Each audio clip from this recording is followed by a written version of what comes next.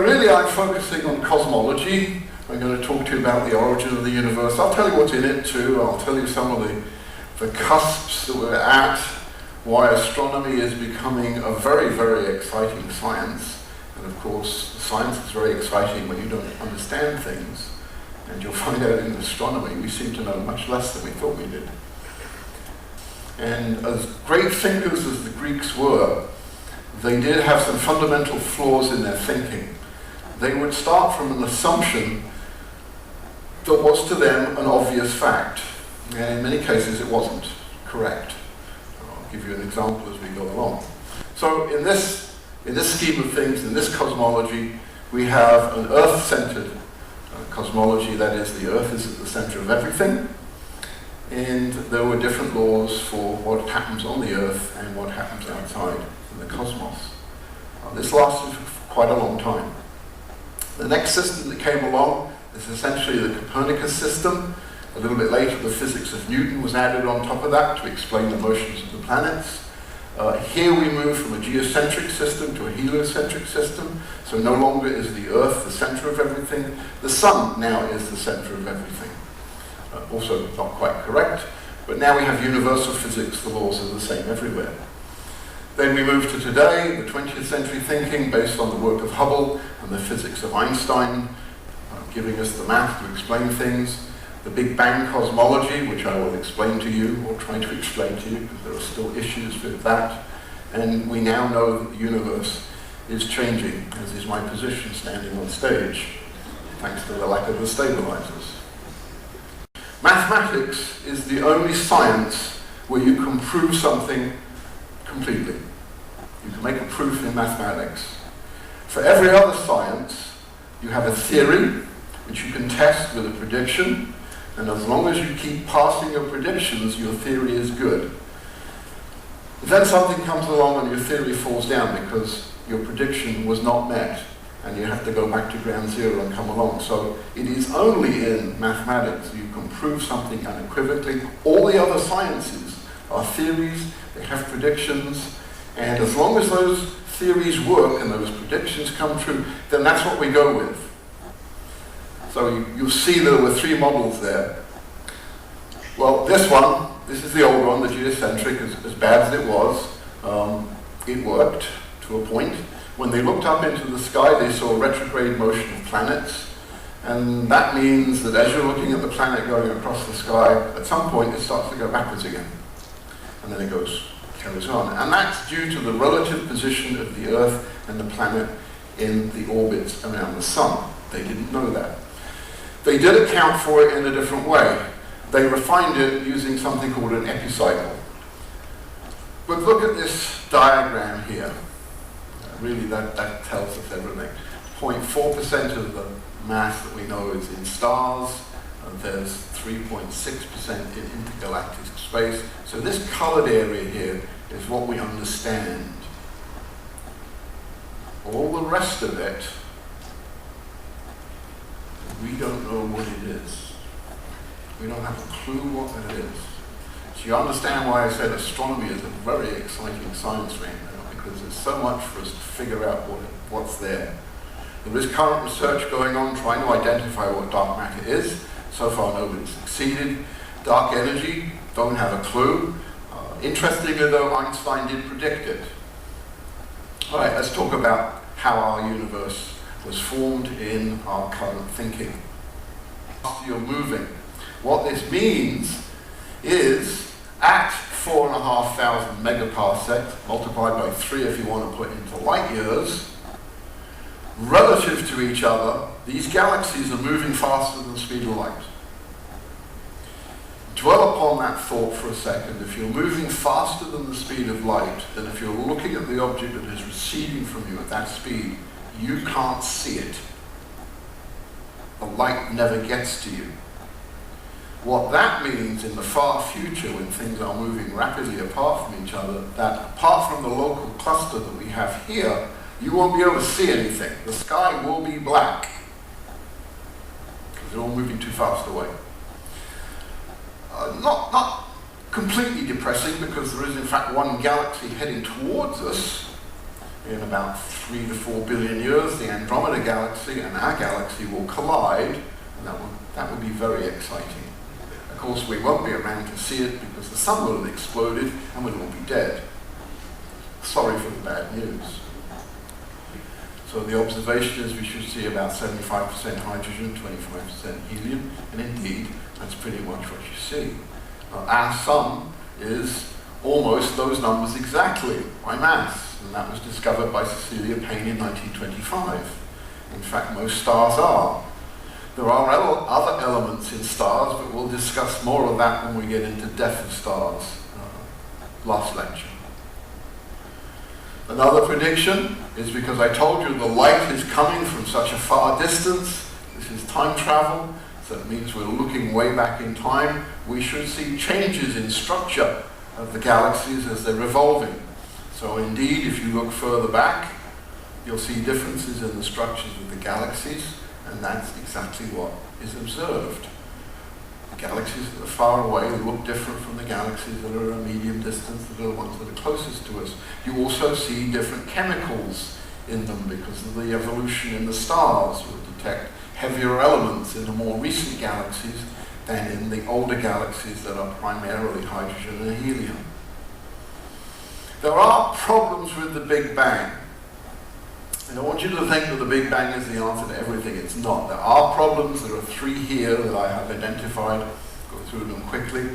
So we have this singularity that has everything that we know in no space whatsoever, that blows up in an even expansion, a spherical expansion. It would seem to be very, very even. So why do we have such structure that we see? I mean, we have vast areas of empty space, and we have galaxies, there are concentrations of mass. The Big Bang does not explain the granularity that we see in the universe today. What no EM interaction means is it's dark. This is a laser. Can you see the beam? Yes. Well, look at the point on the wall. Can you see the beam? I can see the beam standing here. Yes. Can you see the beam? Yes. No, you can't see the beam? Yes. I'm not going to show this to anyone here. It's a very powerful laser. Can you see the beam? All right. Why can you see the beam? Why can you see the beam? Yeah, it's bouncing off dust in the air. If dust had the same property as dark matter, and there's no interaction with electromagnetic radiation, you would not have seen that beam.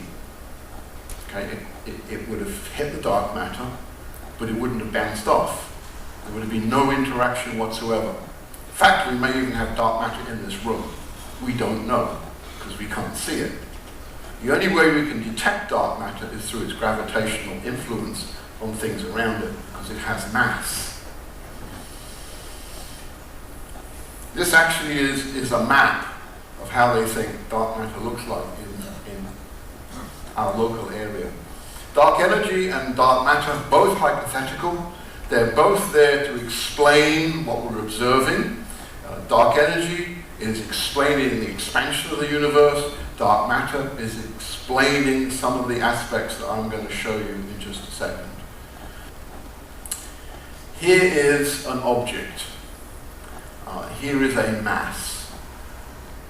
It's emitting light here, and it would be going that way, excepting this mass here has bent space-time, so the light curves as it comes down here. The observer then, tracing this path backwards, thinks the object is there. It's not. It's here. Similarly, light that is emitted this way is bent also because the space-time is curved, and so it bends. The observer then, tracing that light back, thinks the object is there. It's not, it's there. So, this is the difference. It's called lensing. This is an object we see without lensing, meaning that's not there. With lensing, meaning that is there and it's bending the space-time, this object is stretched. And that is the lensing effect of large masses, whether you can see them or not. Some visible objects will do this, but you can see those. The invisible objects that we can't see, the dark matter, do this, and I showed you that in the previous picture. So that's how it bends light. Again, here's another one. This is lensing caused by dark matter. You'll see the distortion of the images from deep space. And actually, the very clever people that can do this work can weigh this distortion and tell you how much mass is there. And that is how we have arrived at this astounding conclusion that 90% of the mass of the universe we can't see. Which leads us to the end. We have this big question of what powered the Big Bang, whether we're going to go into the big bounce or the big crunch. What is dark matter and what is dark energy? And that brings me to the end of a quick tour through the universe.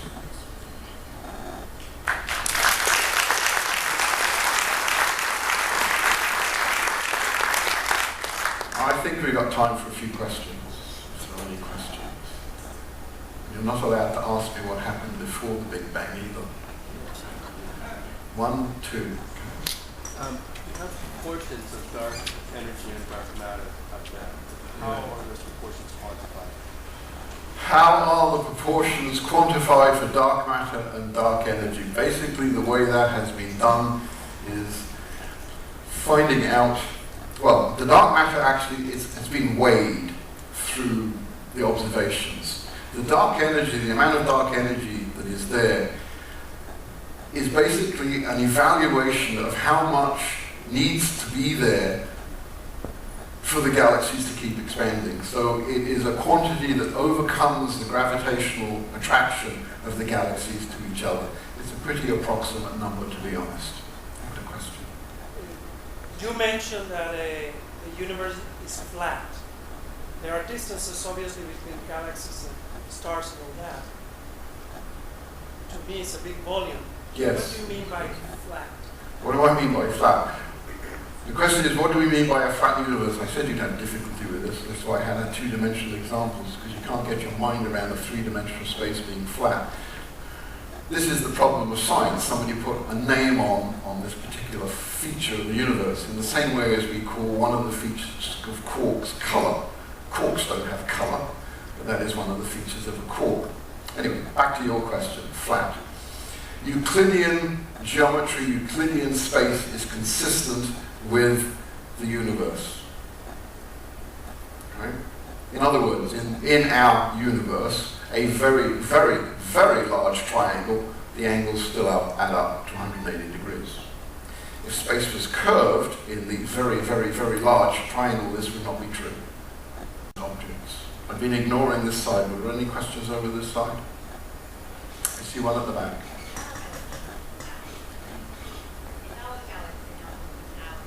Is our galaxy moving out? Yes, our galaxy is moving.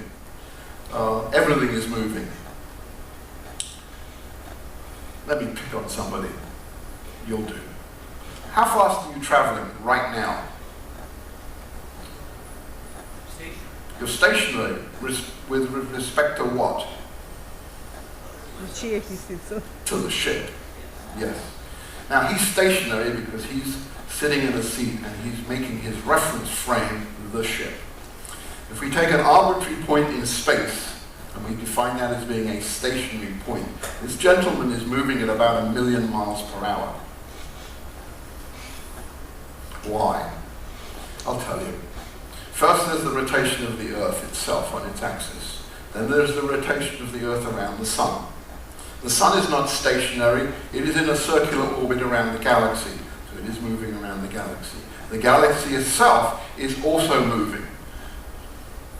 So if you add all of these up, and I must admit some of them are fairly approximate numbers, you're moving at about 1,000,000 miles per hour, as is the rest of you. Yes, the question is, a very good question, thank you Jeff. How do we observe things that are further away than 14 billion light years? By the way, has anybody seen a problem here? Nobody saw the problem. I told you yes, I said that the age of the universe was about 14 billion years, and I said the size of the observable universe The radius of it is about 46 billion light years, which is bigger than the age of the universe. So there's a little bit of a discrepancy here, perhaps. No, not really. There are a couple of different ways of measuring distance in astronomy, and that can be confusing. I'm not going to try and explain it now, but why the universe is as big as it is, much bigger than the age of the universe that you're asking me for, can you see beyond that? And that is because space is expanding. So yes, the Big Bang happened 14 billion years ago, according to our theory, but since then the place got bigger, and it's getting bigger, and it continues to get bigger. Looking beyond, or getting back to the Big Bang in terms of distance, we keep pushing the boundaries. The Hubble Space Telescope has got within a few million years of what we think was the beginning. Maybe if we get some better equipment up there, we can see a little bit further, but then that will be we'll be seeing right back to the beginning of the Big Bang.